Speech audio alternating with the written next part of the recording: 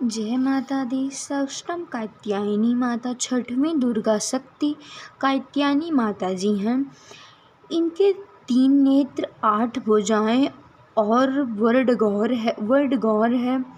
कात्य गोत्र के कात्यायन ऋषि ने एक बार देवी माँ से प्रार्थना की कि आप मेरे यहाँ पुत्री के रूप में जन्म लें। सदा भक्तों की इच्छा पूरी करने वाली कात्यायनी माता ने ऋषि के यहाँ पुत्री के रूप में जन्म लिया और इनका नाम कात्यायनी पड़ा। कहते हैं कि श्री कृष्ण को पति के रूप में प्राप्त करने के लिए गोपियों ने इन्हीं माँ कात्यायनी की आराधना की थी। जय माता दी। चैत नवरात्रि का आज सष्टम दिवस है जो कि माता कात्यायनी का है। बोलो कात्यायनी माता की जय हो। 6वें अध्याय में धूम्रलोचन के वध का वर्णन है। महर्षि मेधा ने कहा, देवी की यह बात सुनकर दूत क्रोध से भरा हुआ दैत्यराज के पास पहुंचा और सारा वृत्तांत कह सुनाया। दूत की बात सुनकर दैत्यराज क्रोधित हो गया और उसने अपने सेनापति धूम्रलोचन से कहा, धूम्रलोचन, तुम अपनी सेना सहित शीघ्र वहां जाओ और उस दुष्टा के केशों को पकड़कर घसीटते हुए उसे बलपूर्वक यहाँ ले आओ। यदि उसकी रक्षा के लिए दूसरा खड़ा हो, चाहे वह देव हो चाहे यक्ष गंधर्व हो ही क्यों न हो, तुम उसे अवश्य मार डालना। महर्षि मेधा ने कहा। शुंभ के इस प्रकार आज्ञा देने पर धूम्रलोचन 8000 राक्षसों की सेना लेकर वहां पहुंचा और देवी को देख ललकार कर कहने लगा, अरे तुम अभी शुंभ और निशुंभ के पास चल। यदि तू प्रसन्नतापूर्वक मेरे साथ नहीं चलेगी तो मैं तेरे केशों को पकड़कर तुझे घसीटता हुआ ले चलूँगा।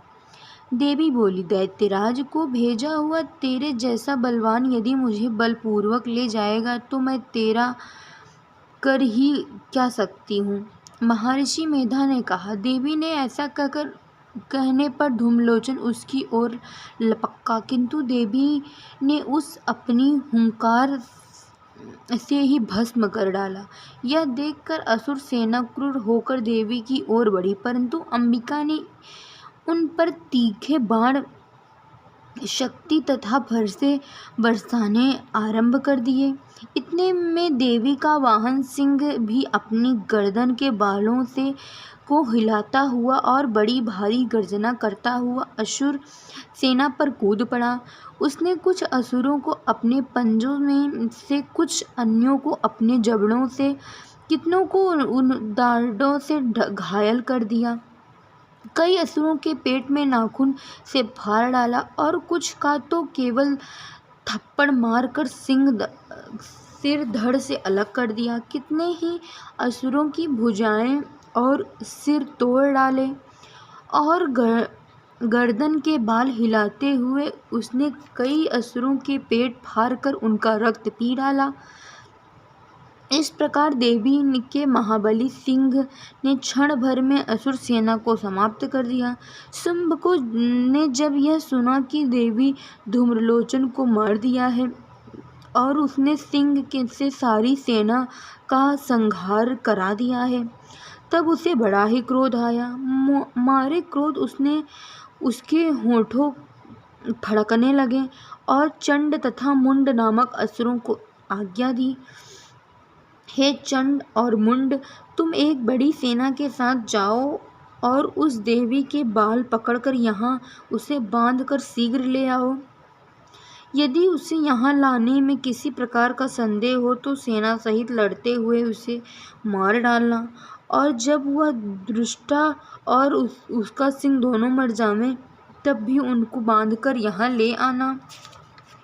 जय माता दी। सक्षम अध्याय यहाँ ही खत्म होता है।